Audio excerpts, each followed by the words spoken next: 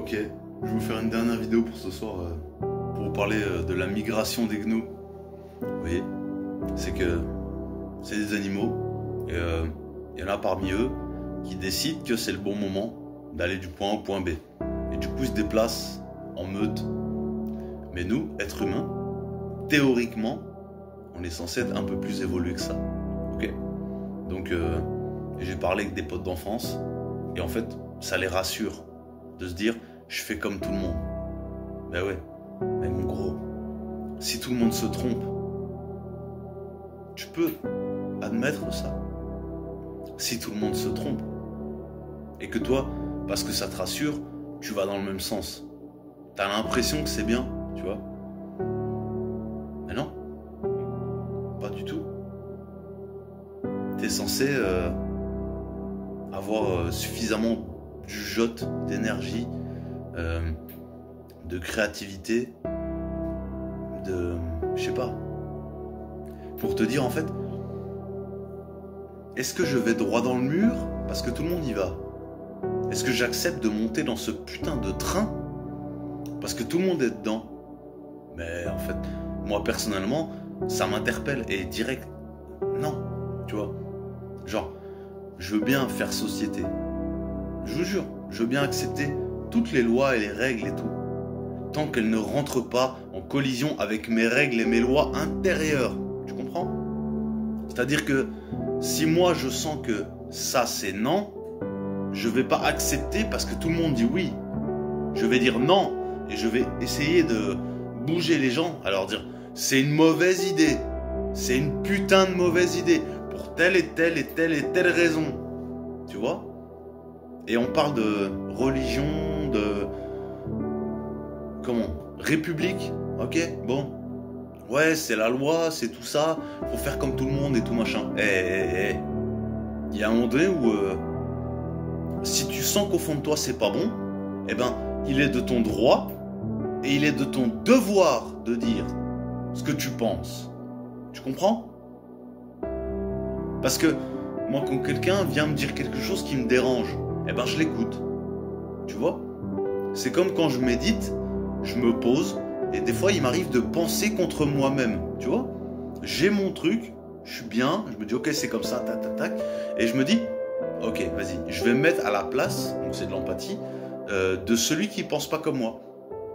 Et des fois, ben, ça me permet de réorienter mon jugement. Parce que j'ai mon point de vue, et j'ai le point de vue de l'autre, et je fais un truc qui, ok d'accord, putain, peut-être que l'autre n'a pas tort. Tu comprends? Et on vit dans une société, donc faire société, je vais vous dire la vérité, hein. Moi, franchement, comme ça, pendant une période de ma vie, je voulais être un nomade. C'est-à-dire que je voulais ne rien posséder que je ne peux pas transporter. Ok? Donc comme la tortue, tu te trimbales avec ton sac à dos, ou avec ton camion, avec ton machin, tu te débrouilles. Tu ne possèdes rien que tu ne peux pas transporter du point A au point B. Ok? Et notre société maintenant, de matérialisme à outrance, elle te dit consomme. Tu vois? Mes chers compatriotes, mes chers concitoyens, mes chers... ça peut aller loin tout ça. Hein. Et consommer, consommer. Mais putain, dans la langue française, il y a deux verbes auxiliaires. Être et avoir. Alors est-ce que tu veux vivre par l'être ou est-ce que tu veux vivre par l'avoir? Eh ben je te fais un truc en deux. Si tu veux vivre par l'avoir, tout ce que tu peux acquérir, va falloir que tu l'achètes, que tu le stockes, que tu l'entretiennes jusqu'au jour où il va claquer. Donc ton avoir, il a ses limites, tu vois. Par contre, si tu veux vivre par l'être, c'est-à-dire qu'en fait, tu vas développer tes savoir-être et tes savoir-faire. C'est-à-dire que moi, je sais couper les cheveux, je sais planter des légumes, la liste est longue, tu vois. Je peux te donner de mon temps et de mon énergie, tu vois. Tu m'invites à manger, c'est toi qui payes la bouffe, mais c'est moi qui mets 3 heures à te cuisiner un bon couscous des familles et il va être nickel, bien comme il faut, tu vois. Donc, savoir-être, savoir-faire, ça, personne ne peut me l'enlever. Ça se dégrade pas dans le temps. Je peux l'emmener partout. Ça pèse rien. Tu vois ce que je veux dire? Alors que tout ton avoir là, t'es comme un gamin qui accumule les jouets, quoi. T'accumules les jouets. Et tu me fatigues. Parce que tu joues le jeu du système. Voilà. T'es un consommateur. Vraiment. Et essaye une fois dans ta vie, tu vois. Moi, je l'ai fait pendant 2 ans. J'ai fermé mon compte en banque. Et encore, je dis 2 ans, mais je l'ai fait encore avant. J'ai eu 2 steps où je l'ai fait avant et je l'ai fait après. De fermer mon compte en banque. Parce que je me suis dit, le pognon est l'addiction communément admise par tout le monde. Mais il y a un moment donné, j'ai pas envie de vivre pareil pour ça, tu vois. Normalement, le pognon est un facilitateur d'échange. Donc je te le dis comme je le pense. C'est qu'avant, t'avais les gens qui moissonnaient le blé, et après t'avais ceux qui le transformaient, donc les meuniers, en farine. Après t'avais ceux qui en faisaient le pain, etc. Tu vois. Et quand il y avait un marché, et ben en fait les marchands n'avaient droit d'acheter que les surplus. Et maintenant on en est arrivé à un stade où en fait ceux qui produisent, transforment, fabriquent, sont assujettis à ceux qui achètent et qui fixent les prix. Et ben c'est là qu'on a mis le truc à l'envers. Ouais. Et je vous le dis sans aucune honte, parce que c'est la vérité. C'est la vérité.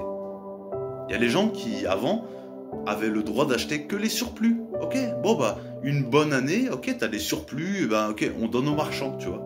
Mais c'était pas eux qui fixaient les prix. Avant, c'était comme ça. Et maintenant, bah, on en est à un truc où t'as des gens, ils font de l'argent avec de l'argent. Voilà. Tous ceux qui sont dans les marchés cotés en bourse et tout ça, là, putain, vous faites du fric avec du fric, mais vous êtes capable de rien, vous produisez rien, vous achetez, vous revendez. Ah putain, je te dirai pas ce que j'en pense, mais je pense que tu l'as compris. Mais normalement, avant, il y avait plus de la moitié des échanges qui étaient faits par le troc. Et de temps en temps, il y avait un peu d'argent qui venait se mettre dedans parce que bah, quand tu peux pas conserver certaines choses et tout, tu les vends, ça te donne une matière que tu peux réutiliser. Tu vois, le fric, un facilitateur d'échange. Mais maintenant, c'est complètement différent. Ce truc-là est rentré trop dans la vie des gens. Et voilà. Et je coupe là-dessus.